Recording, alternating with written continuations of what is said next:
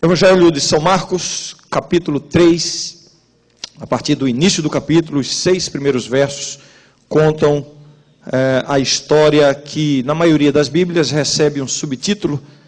Na minha Bíblia tem assim: o homem da mão ressequida. Vamos acompanhar a leitura. São Marcos, capítulo 3, a partir do primeiro verso. Diz assim: de novo entrou Jesus na sinagoga, e estava ali um homem que tinha ressequida uma das mãos. E estavam observando a Jesus para ver se o curaria em dia de sábado, a fim de o acusarem. E disse Jesus ao homem da mão ressequida: vem para o meio. Então lhes perguntou: é lícito nos sábados fazer o bem ou fazer o mal? Salvar a vida ou tirá-la? Mas eles ficaram em silêncio. Olhando-os ao redor, indignado e condoído com a dureza do seu coração, disse ao homem: estende a mão. Estendeu-a, e a mão lhe foi restaurada. Retirando-se os fariseus, conspiravam logo com os herodianos contra ele, em como lhe tirariam a vida. Aqui está, portanto, mais uma história de um dos milagres de Jesus. Algumas informações que eu tenho apresentado aqui repetidamente, cada vez que prego sobre um dos milagres de Cristo. Tenho a impressão que já preguei uns 10 ou 12 milagres. Os evangelhos, os 4 evangelhos relatam 35 milagres de Jesus. Evidentemente, Jesus operou muito mais do que isso. Existe apenas um milagre de Jesus, um desses 35, que está relatado nos 4 evangelhos. É o único que está nos 4 evangelhos. Qual é mesmo? O milagre da multiplicação, a primeira multiplicação dos pães e peixes. Nos evangelhos sinóticos,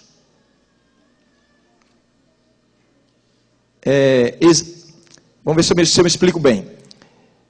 Quantos milagres estão relatados nos 3 evangelhos sinóticos? Vejam bem, apenas um está relatado nos 4 evangelhos. Agora, nos sinóticos, que são os evangelhos de São Mateus, São Marcos e São Lucas, existem 11 milagres dos 35 que estão relatados nesses 3, incluindo aí o da multiplicação dos pães e peixes. Desses 7 milagres, desses 35 milagres de Jesus, 7 deles foram realizados num sábado. Curiosamente, 7, o número 7 presente. Dos 35, 7 deles foram realizados no sábado. E desses 7 milagres que foram realizados num dia de sábado, 3 deles foram realizados numa sinagoga dos judeus. E este daqui é exatamente um desses.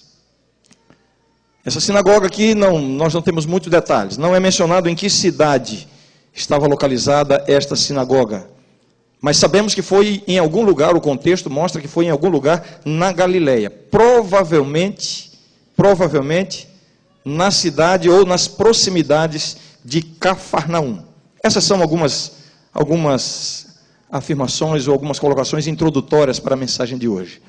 Eu gostaria de dividir a mensagem de hoje basicamente em 3 tópicos. Vamos analisar o seguinte: conhecendo a história, interpretando a história e aprendendo com a história. Como o tempo já me é muito curto, eu vou solicitar a sua completa atenção e concentração, para que possamos extrair todas as lições, sem precisar nos delongarmos em muitas explicações. Vamos conhecer um pouquinho melhor a história. Os elementos importantes da história. Essa história, como eu já disse, é uma daquelas que estão relatadas nos 3 evangelhos sinóticos: São Mateus, São Marcos e São Lucas. Quais são as informações dessa história que estão nos 3 evangelhos? Algumas delas. Os 3 mencionam que isso aconteceu num sábado. Os 3 mencionam a presença de alguns fariseus. Os 3, Mateus, Marcos e Lucas, apresentam a ordem de Jesus para que o homem estendesse a mão para ser curado. Os 3 mencionam que ao estender a mão, ele foi curado. E os 3 evangelistas, Mateus, Marcos e Lucas, mencionam que, após o milagre, os fariseus iniciaram uma discussão sobre o que iriam fazer com Jesus. Agora, além desses elementos na história, existem outras informações que não estão presentes nos 3 evangelhos, mas que nos ajudam a visualizar melhor toda a dramaticidade do episódio. Por exemplo, São Lucas nos conta que Jesus foi à sinagoga fazer o quê? Ensinar. São Lucas nos diz isso. São Lucas também menciona que a mão ressequida que foi curada era a mão direita. Vemos aí talvez o olhar do médico Lucas, por isso ele menciona que era a mão direita. São Marcos e São Lucas mencionam que os fariseus e escribas observavam Jesus atentamente. E a palavra usada para esse observavam indicam que eles olhavam para Jesus assim, como é que se diz, de soslaio. Eles olhavam de lado, eles olhavam como quem estava investigando, como detetives. Por aí, no próprio olhar deles já se percebe a má intenção que havia no coração. Lucas também menciona que Jesus conhecia os pensamentos deles. Essa informação não está presente nos outros evangelhos.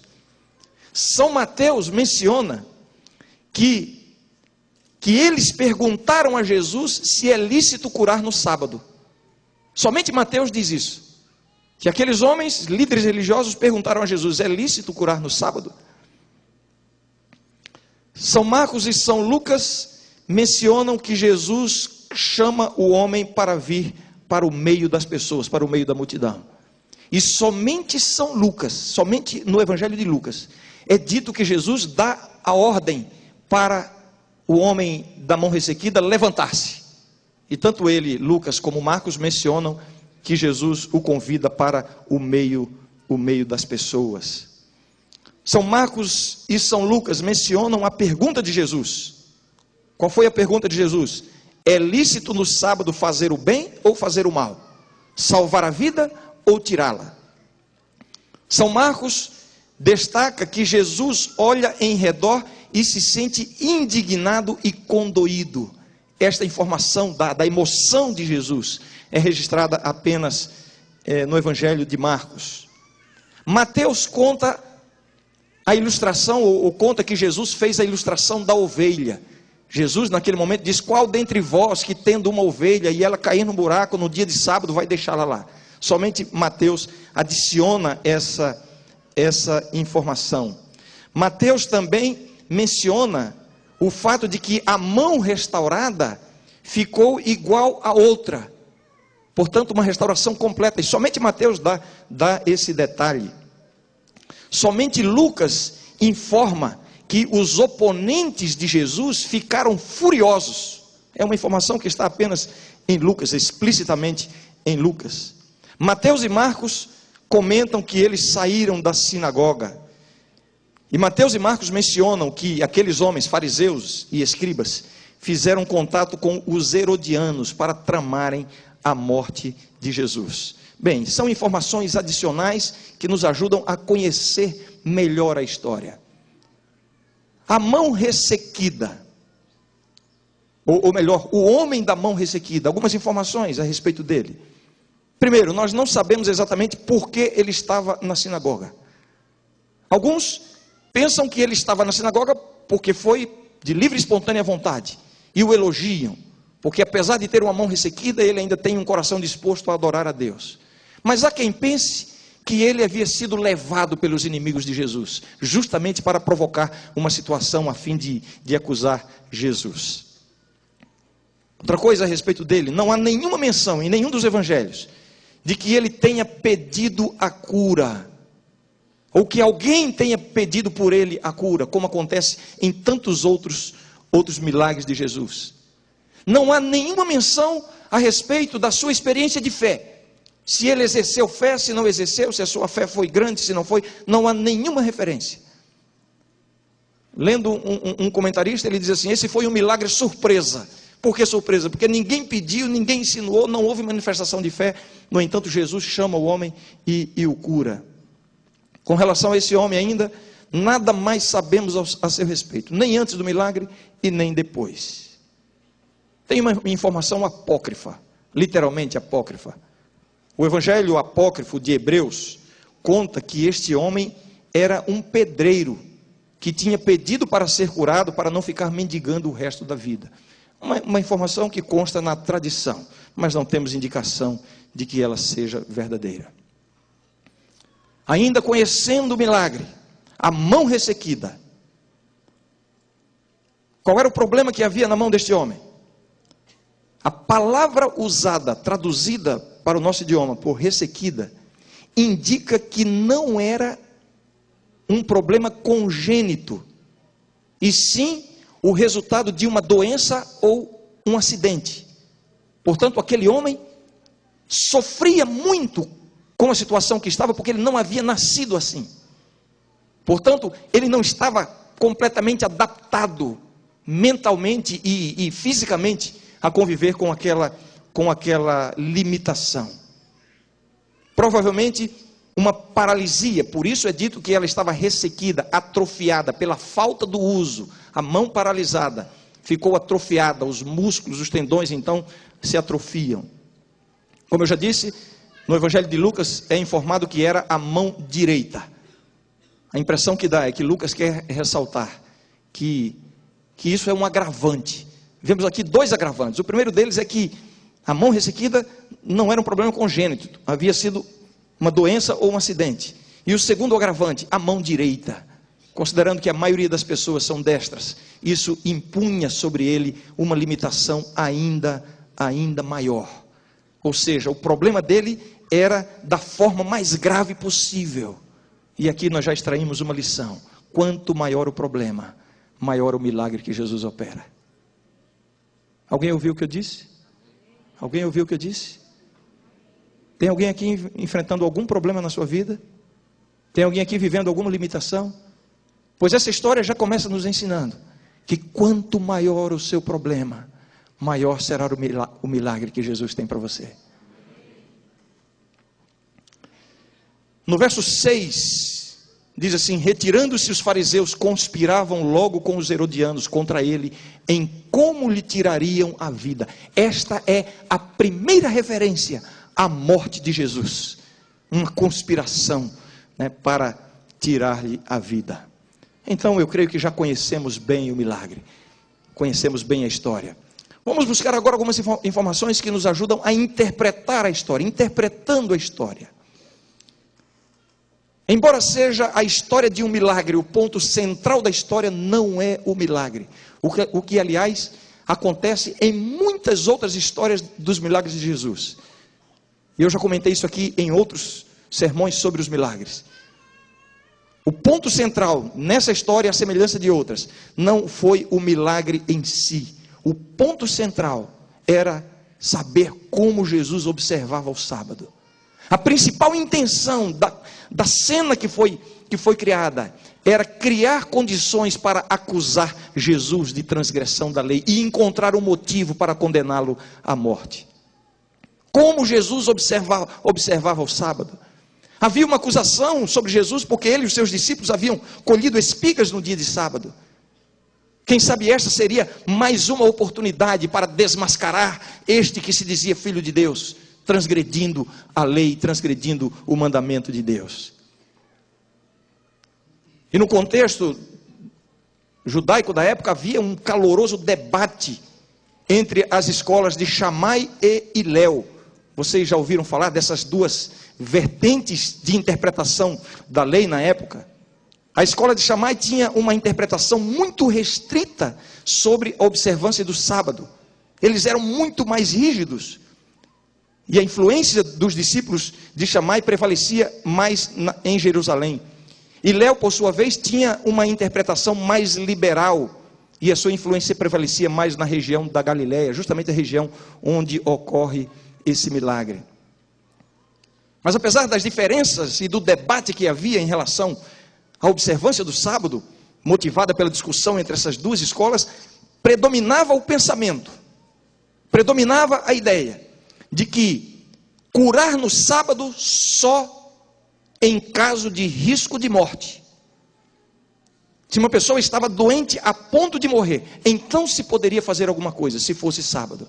Qualquer outra situação, a interpretação que prevalecia, é de que deveriam esperar que terminassem, ou que terminassem as horas do sábado. E aqui vemos Jesus fazendo duas perguntas. Verso 4. Então lhes perguntou: é lícito nos sábados fazer o bem ou fazer o mal? Primeira pergunta. Segunda pergunta: salvar a vida ou tirá-la? E o relato diz assim: mas eles ficaram em silêncio. É lícito nos sábados fazer o bem ou fazer o mal? Jesus estava querendo ressaltar o elemento absurdo dessa interpretação, de que no sábado não se pode fazer o bem. Ora, se o mal avança todos os dias, por que parar um dia de fazer o bem? Se o mal progride no domingo, segunda, terça, quarta, quinta, sexta e sábado, por que fazer o bem descansar no sábado? Não faz sentido. Por isso Jesus pergunta: é lícito no sábado fazer o bem ou fazer o mal? Dessa forma, Jesus revela que os intérpretes da lei tinham perdido completamente o significado da lei. A resposta à pergunta, que na verdade foi uma pergunta retórica, a resposta era tão óbvia que eles não tinham o que falar, por isso silenciaram. A segunda pergunta: salvar a vida ou tirá-la? Aqui Jesus, na verdade, está denunciando a intenção deles. Jesus está aqui se antecipando e devolvendo a acusação. Se por um lado eles estavam querendo acusar Jesus de transgredir o sábado, porque Jesus poderia ter a intenção de curar no sábado, Jesus revela que a intenção deles era muito pior. Aliás, a intenção deles era negativa, diferentemente da de Jesus. O que é lícito? Salvar a vida ou tirar a vida? E eles sentiram naquele momento um frio passar pela barriga, porque perceberam que Jesus conhecia a intenção deles, a intenção de matá-lo. Elementos que nos ajudam a interpretar a história. Verso 5: olhando-os ao redor, indignado e condoído com a dureza do seu coração, disse ao homem: estende a mão. Estendeu-a, e a mão lhe foi restaurada. Vejam a expressão da emoção de Jesus aqui. Olhando-os ao redor. Olhando a quem? Olhando a quem? Aos seus inimigos. Aqueles homens tão religiosos, aqueles homens que eram os guardiães da lei de Deus, aqueles homens que eram incumbidos de guiar o rebanho de Deus. Jesus olha para eles e Jesus, o texto bíblico apresenta a expressão de dois sentimentos: indignado e condoído. Isso só é contado no Evangelho de Marcos. Jesus indignado e condoído. Indignado com o pecado e condoído com o pecador. Jesus aqui tem uma reação à atitude daqueles homens, e tem outra reação em relação aos homens em si. Em relação à atitude, Jesus se sente indignado, completa repulsa ao pecado, completa repulsa àquele sentimento, aquele desejo de morte, completa repulsa à transgressão do mandamento de Deus. É esse o sentimento de Jesus, indignado. Mas em relação aos homens pecadores, o sentimento foi qual? Condoído. Jesus olha para aqueles homens, se sente indignado com o pecado deles, mas ao mesmo tempo é tomado de um sentimento de compaixão por eles. Se sente condoído pela situação deles. Interessante que os verbos usados aqui indicam essa explicação que eu estou dando. O verbo usado para indignado, o tempo verbal, denota um sentimento contínuo. Denota um sentimento momentâneo. E condoído, o tempo verbal, denota um sentimento contínuo, a compaixão de Jesus pelo pecador. E eu extrairia aqui mais uma lição dessa história. Jesus sente mais tristeza do que indignação com os nossos pecados. Deus não está nos observando apenas para nos condenar, para nos julgar. Deus está nos observando para nos salvar. E quando Deus vê um filho seu transigindo com o pecado, com a desobediência, por um lado ele sente a sua indignação contra o pecado, mas o seu sentimento será sempre de compaixão. Porque Deus tem compaixão quando eu e você pecamos? Porque Ele sabe que o pecado pode nos machucar, e o pecado vai nos machucar. É esse o sentimento de Deus em relação a nós. Verso 5, estamos aqui interpretando a história. Verso 5 diz assim: olhando-os ao redor, isso mesmo, olhando-os ao redor, já lemos, né? Indignado e condoído com a dureza do seu coração. A dureza do coração. Onde é que está a dureza do coração desses homens? Por que esses homens tinham um coração tão duro? A dureza em dois aspectos. Primeiramente, a dureza do coração deles por causa da intenção que eles tinham de matar a Jesus. E a dureza do coração deles por considerarem a religião mais importante do que as pessoas. Eles estavam mais preocupados com o debate sobre a observância do sábado, para encontrar um motivo a fim de acusar Jesus, do que com o sofrimento daquele homem da mão ressequida. Para eles, as coisas da religião, as formas da religião, as práticas da religião, assumiram uma importância maior do que as pessoas. Isso é dureza de coração.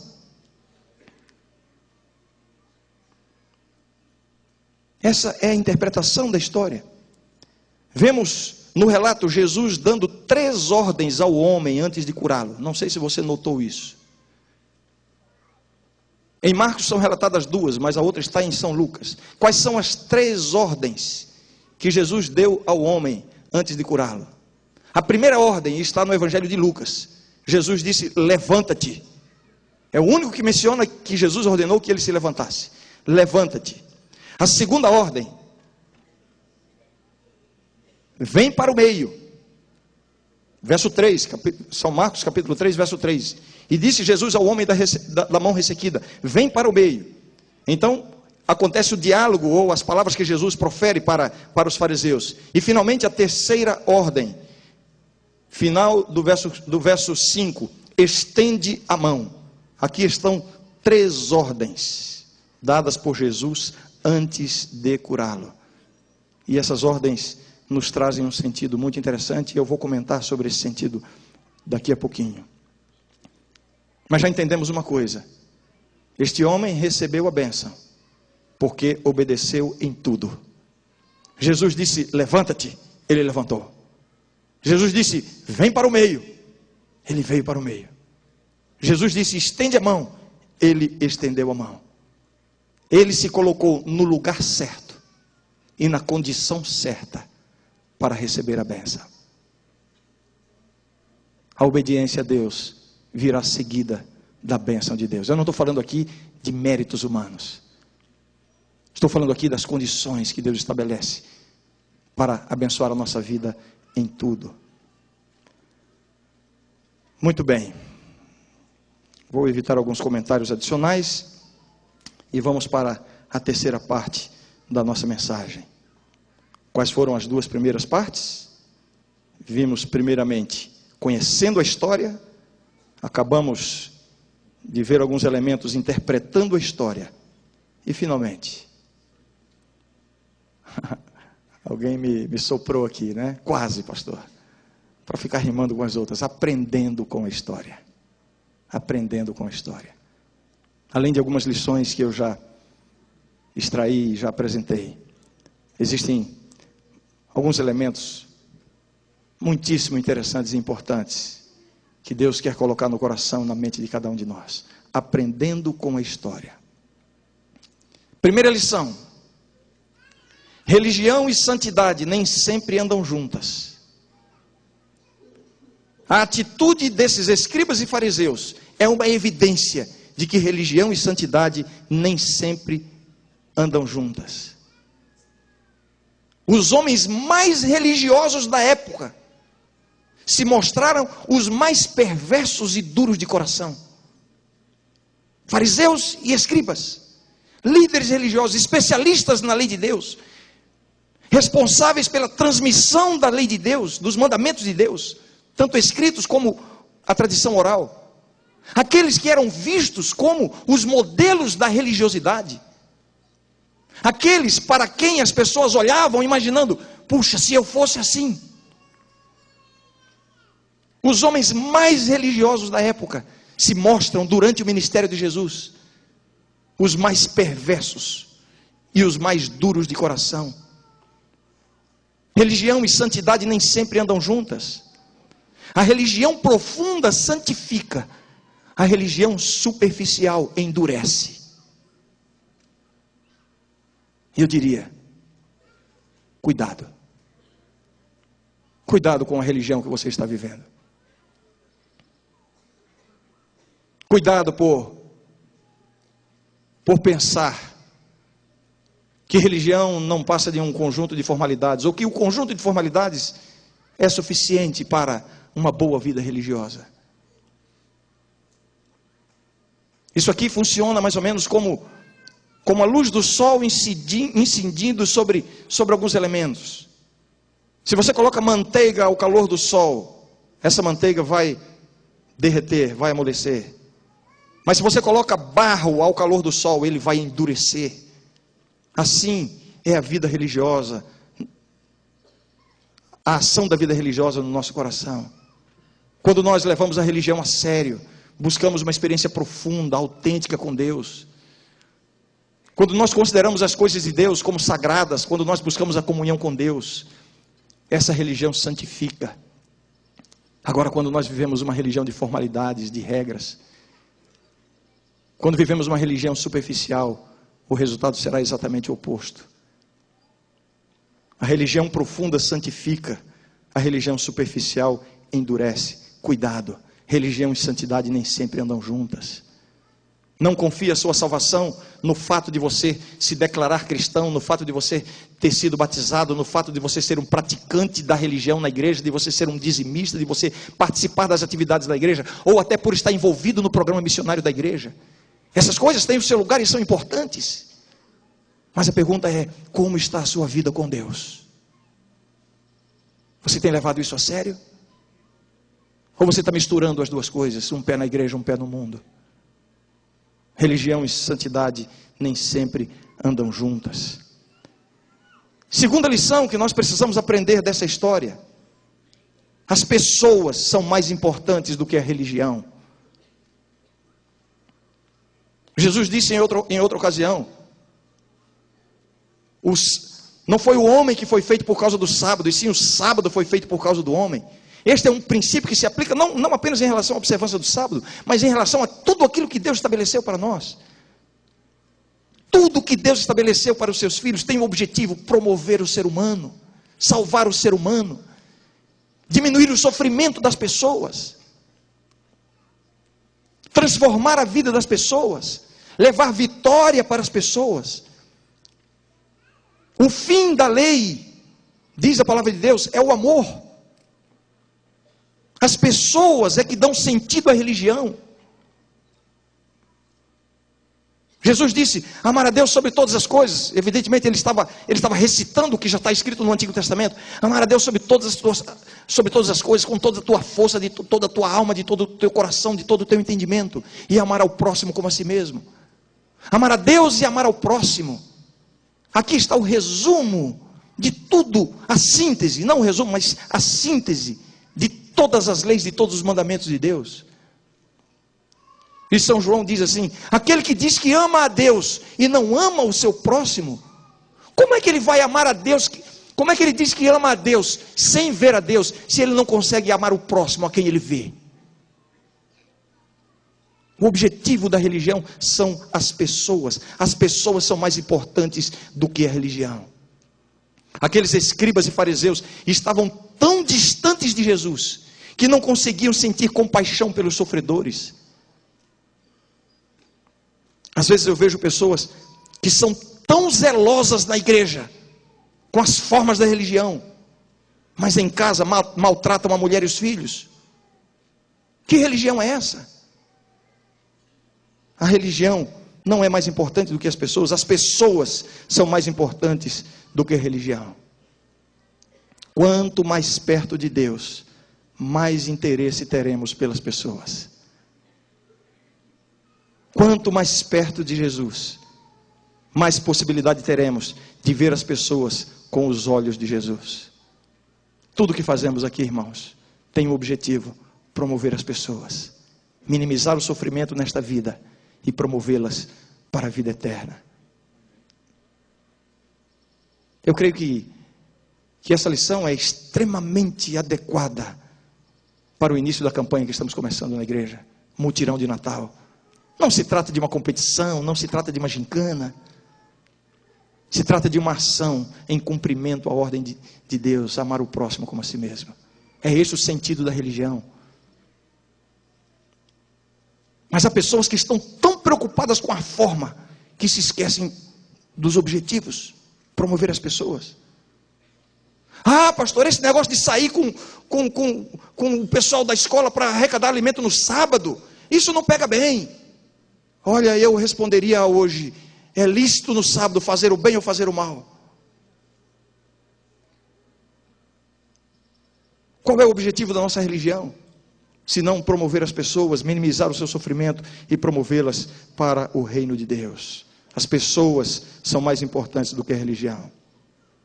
Terceira lição dessa história, tão simples e tão evidente: a obediência nos prepara para a bênção. Eu já mencionei aqui. Jesus dá 3 ordens ao homem da mão ressequida: levanta-te, vem para o meio, estende a mão. Ele obedece às 3 ordens. Por que Jesus dá as ordens? Por que Deus nos dá ordens? Por que Deus nos prescreve caminhos, comportamentos? Por que Deus muitas vezes diz assim: meu filho, faça isso, e muitas vezes diz assim: meu filho, não faça isso? Por que Deus faz isso? Muita gente vive essa realidade como se Deus estivesse lá de cima tentando nos controlar. É um Deus controlador. Não é isso, meus queridos, meus jovens da minha igreja. Deus não quer controlar a sua vida. Deus não quer controlar você. Deus quer abençoar você. É isso que Deus quer. E a obediência precede a bênção. Quando eu digo para minha filha pequena: filha, não brinque com fogo e álcool, eu não estou tentando controlá-la, eu estou tentando o quê? Protegê-la. É isso que Deus quer. Quando Deus diz não brinque com fogo, Ele não quer controlar você, Ele quer proteger você. Quando Deus diz não peque, não é porque Ele quer controlar você, é porque Ele sabe que o pecado vai machucar você. Ele diz não peque. É isso que acontece. Não brinque com o pecado. Quando Deus diz como você deve namorar, não é porque Ele quer controlar você, é porque Ele quer abençoar você. Ele quer proteger você de uma vida familiar no futuro destruída, de um casamento infeliz. Então você precisa se preparar para a bênção desde já. É isso que Deus quer fazer. Mas o diabo diz o quê? Aproveita a vida enquanto você pode. Ah, você é muito jovem, aproveite enquanto você pode. Vai chegar o tempo que você vai ter a sua família, que você vai ter a sua esposa, seus filhos, aí você sim se dedica completamente a isso. Mentira. As suas atitudes futuras serão um reflexo das suas atitudes presentes. Aquilo que você marca em seu caráter hoje, vai ser vivenciado no seu futuro. Então quando Deus diz, cuidado, cuidado, não é porque Ele queira controlar você, é porque Ele quer proteger você. Mas muitos dizem assim, é impossível. Outro dia um jovem me disse assim: pastor, olha, na minha idade, com a minha saúde, vivendo nesse lugar aqui, é impossível controlar os hormônios. É uma luta, é uma batalha. Mas eu quero dizer para vocês, jovens, o seu problema não está nos hormônios. O nosso problema não está nos hormônios. Não é só para os jovens, não, me perdoem. Isso aqui vai para todo mundo. O nosso problema não está nos hormônios, o nosso problema está no pensamento. Se você controlar o seu pensamento com o poder e a graça de Deus, o seu corpo será controlado. Quando Deus diz, faça isso, não faça aquilo, Ele não quer controlar você, Ele quer proteger você. Não brinque com o pecado, ainda que pareça uma pequena, leve, superficial experiência. Eu quero só ver como é que funciona, eu vou dar só um golinho. Ninguém se torna um alcoólatra somente com um golinho, é verdade.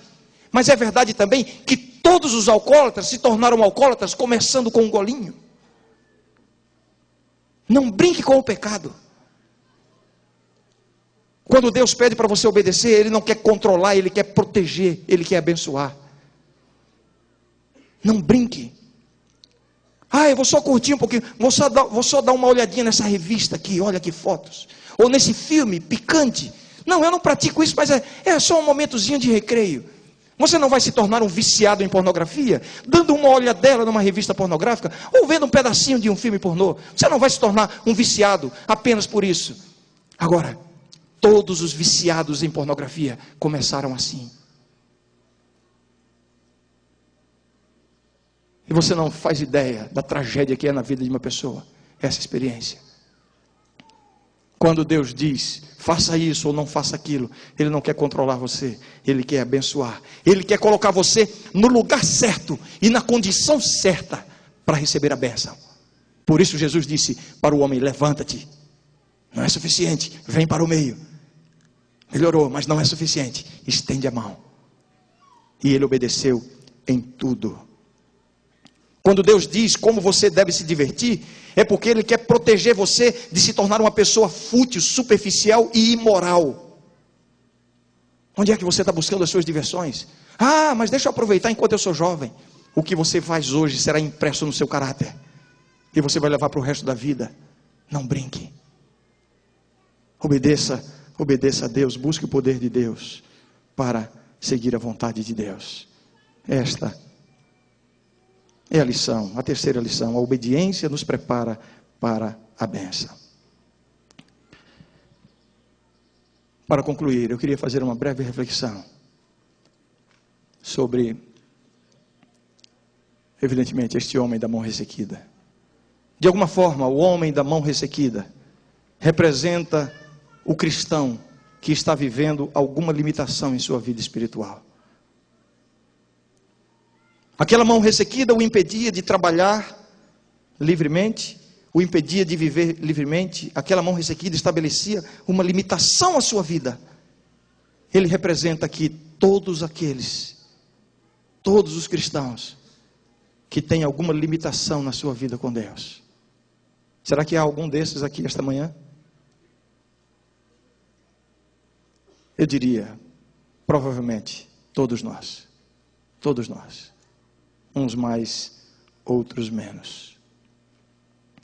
Este homem da mão ressequida, ele não nasceu assim.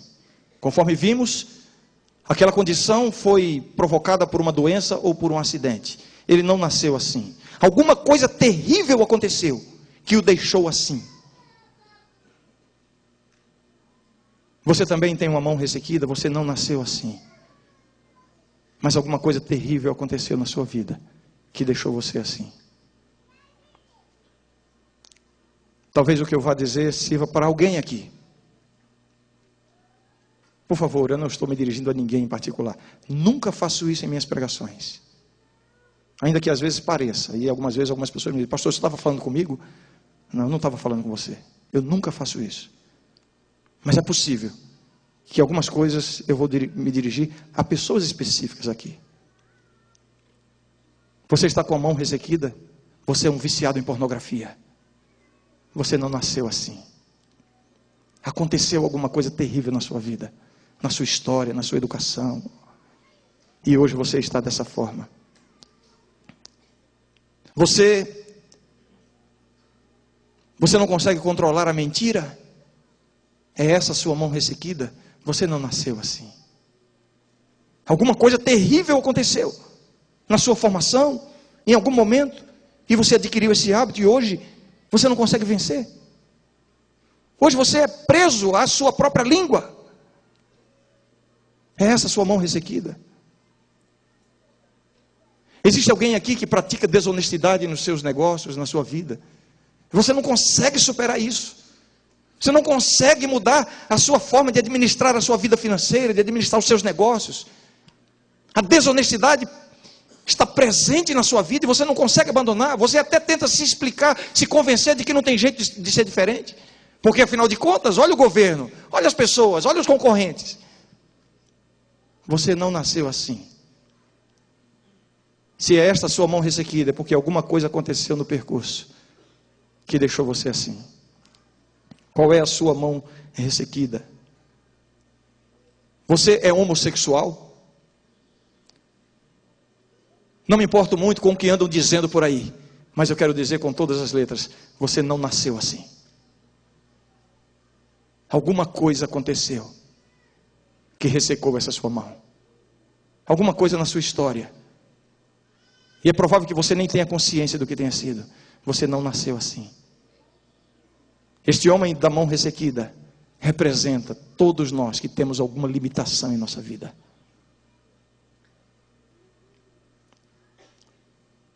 As ordens de Deus sempre vêm acompanhadas de poder. Levanta-te, vem para o meio, estende a mão. 3 ordens.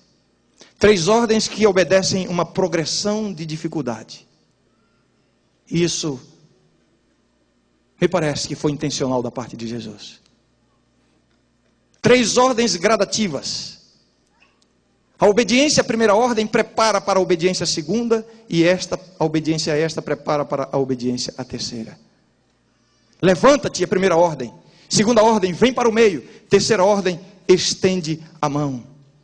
Primeira ordem, fácil de obedecer. Levanta-te. O homem não tinha nenhuma dificuldade para se colocar em pé. Fácil. Vem para o meio. Difícil. Envolvia constrangimento. Envolvia exposição pública. Envolvia vergonha. Já não era tão fácil obedecer. Já não era uma coisa tão simples de fazer. Mas como ele obedeceu a primeira, ele foi preparado para obedecer a segunda. Vem para o meio, ele veio. Primeiro uma ordem fácil de ser obedecida. Agora uma ordem difícil de ser obedecida. E finalmente Jesus dá a terceira ordem. Estende a mão. Não é fácil nem difícil, é impossível. Como é que ele vai estender a mão se ele tem a mão paralisada? Jesus não está dizendo estende o braço para então curar a mão. Não, Jesus está dizendo estende a mão. Como? Se ele tem a mão ressequida. Uma ordem impossível de ser obedecida. Mas quando Deus ordena, Ele capacita. As ordens de Deus vêm acompanhadas de poder. É por isso que nós temos que obedecer. Qual é a sua mão ressequida? Jesus está dizendo, levante, venha para o meio.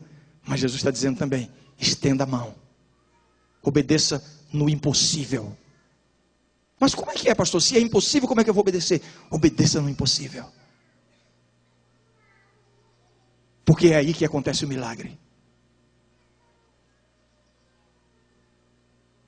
Para você, é impossível perdoar aquela pessoa que machucou tanto você, não é? Você não consegue, é impossível.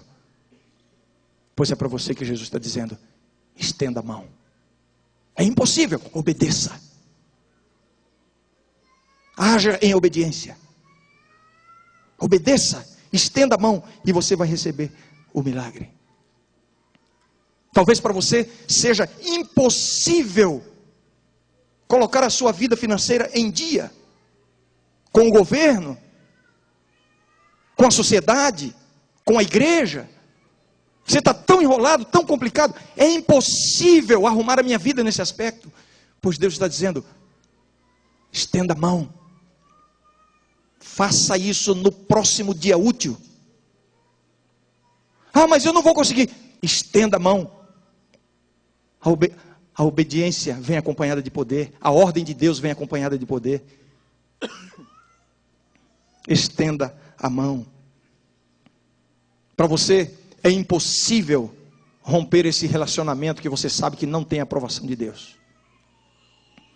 Para você é impossível acabar com esse namoro que você sabe está levando você para um caminho de perdição, de infelicidade. Mas é impossível, porque você está tão envolvido, tão envolvida, você não consegue. É impossível. Pois é para você que Jesus está dizendo: estenda a mão.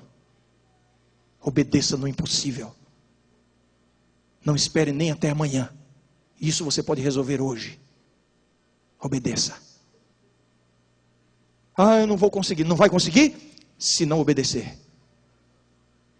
A ordem de Deus sempre vem acompanhada de poder. O que é que está sendo impossível na sua vida para você colocar em dia com Deus?